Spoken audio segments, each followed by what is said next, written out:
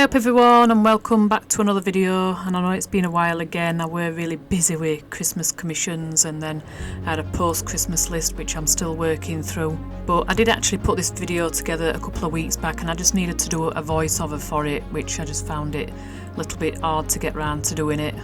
But anyway, this is a drawing that I did over a year ago now, later on in 2023 actually. And it run up to Christmas I think that year. And it were a cute picture of 4 goats looking over a fence and a gate. I think I had to combine 2 different photographs to get the composition for this one because the goats weren't all doing what they wanted to do in the same shot, so there were 2 different photos. And I think I can't remember which one it were now. It might have been that white goat over on right that I brought in from the other photo and put it with the other 3 goats, so that it made it a better overall composition. All the supplies that I'm using in this video will be listed in the description. And I'm actually using glassine paper still here to rest my hand on. I don't use it anymore. I've got like an acrylic kind of bridge thing that my sister bought me for Christmas that I use to rest my hand on these days. I found literally everything else but just picking up the charcoal and then just smudging it onto other parts of paper. So I've decided to go a different route. I will list that in the description as well, even though I'm not using it here. And you can go and have a look at that if you're having the same problem as I was, where the charcoal were getting onto paper and marks and what have you, caused by hands and skin oils and what have you, because the toned paper is terrible for showing up skin oil marks. So as you can see, I'm starting on left hand side because I'm right handed, so it avoids me having to lean on any work that I've already done. For them that's watched my previous charcoal videos, you'll start getting familiar with my process of adding white first and then the blacks and then coming in with blending stump and then coming back with more darks and then blending stump again and so on and so forth. When you add your very first layers, you'll still see the paper showing through, so that don't press on with the charcoal to make the paper disappear, because when you come in with blending stump, you'll make the paper disappear by blending it all into paper then. This helps you to retain some tooth so that you can continue layering up more than what you would do if you just went overboard with that first layer.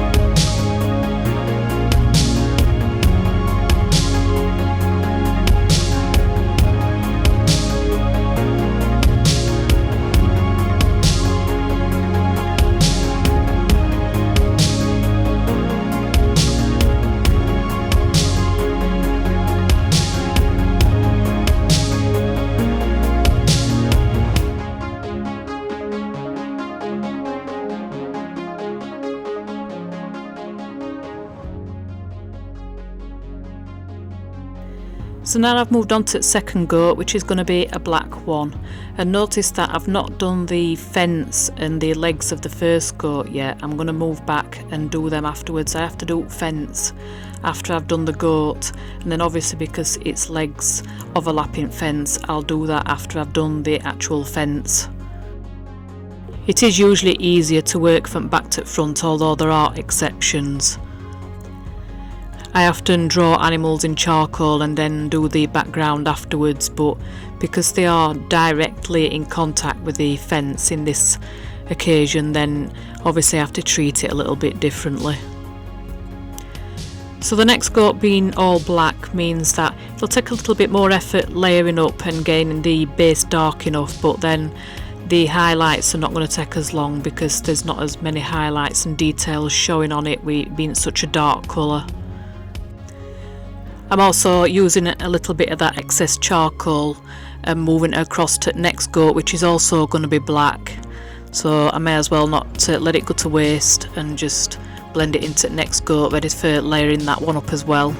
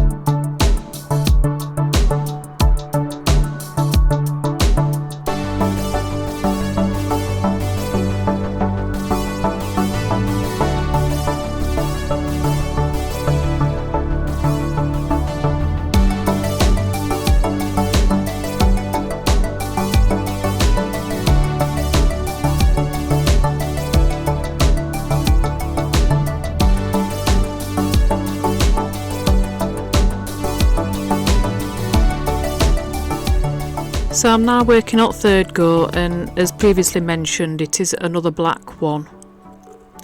So it does take a little bit more layering up to get the base black in before I come in to do the few highlights that it'll have. Notice on this first layer that you can still see a lot of paper through charcoal. You don't have to literally cover it up and press on and make it black straight away, because when you come in with blending stump, that'll just get rid of paper underneath it anyway, and then you can layer more black on top of it. And where there's some places where it is a little bit lighter and there's some highlights and what have you, you can just go easier on black, so that you're not having to go over the top of really heavy black with your white charcoal pencil. Or if you want to just leave some indication of paper showing through. So yeah, more layers is probably the better way to go than just trying to do it all in one go, in one thick like hard layer where you're just going to lose your tooth and you're not going to be able to put any more layers on top of it anyway. And the blending it will lighten it slightly and get rid of the really intense blackness of it. So when you've blended that first layer, you just come back in again with your black charcoal pencil and you just go over the areas that are really dark with your black charcoal pencil again. And areas that are not so dark, just leave them alone, as that first initial layer will probably be enough for them. Having this nice little bit of backlighting is an advantage as well, because it's lighter than the goat and obviously still lighter than the paper behind as well, so it just helps to make the goat pop a little bit more and look a bit more 3D. This is one of the things that I like about working on toned paper as opposed to white paper where you're just using black charcoal, because you get to use darks and lights. When the lights are lighter than paper and then darks are darker than paper, it just looks more dynamic to me. And you don't have to shade any background to make an animal stand out on it. Say if you've got like a pale coloured subject, you don't have to draw in some shading to, for it to stand out against, so to speak, like you would if you were using white paper.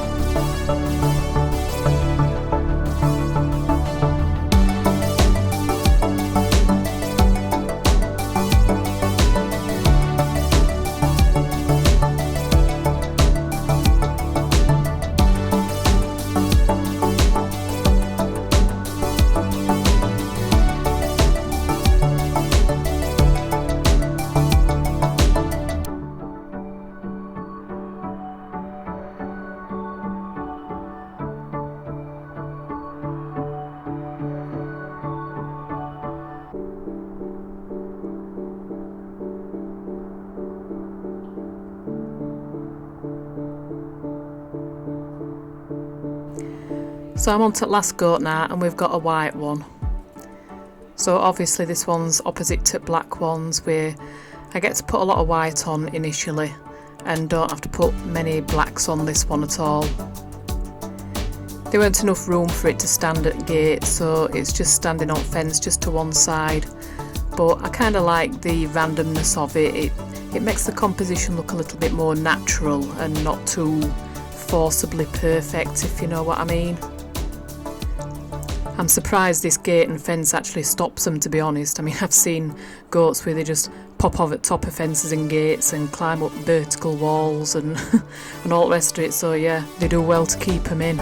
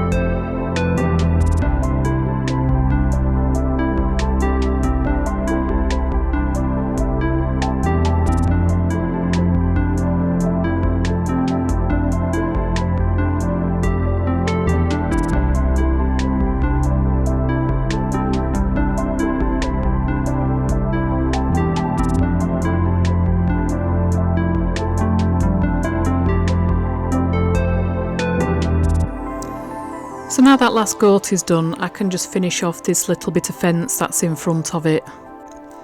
And wood I find is pretty straightforward to do in charcoal. Just add some wood grain with black charcoal pencil and then blend that out. And then add some more wood grain using white charcoal pencil.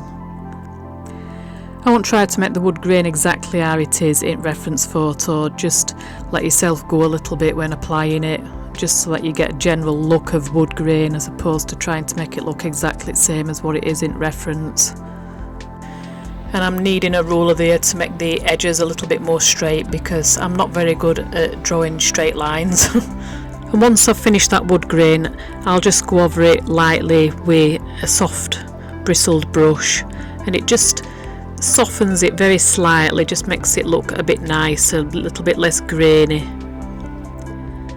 And then all it is a couple of final touches and the drawing is finished. And anyway, I hope you've enjoyed watching it in progress and learned a few things.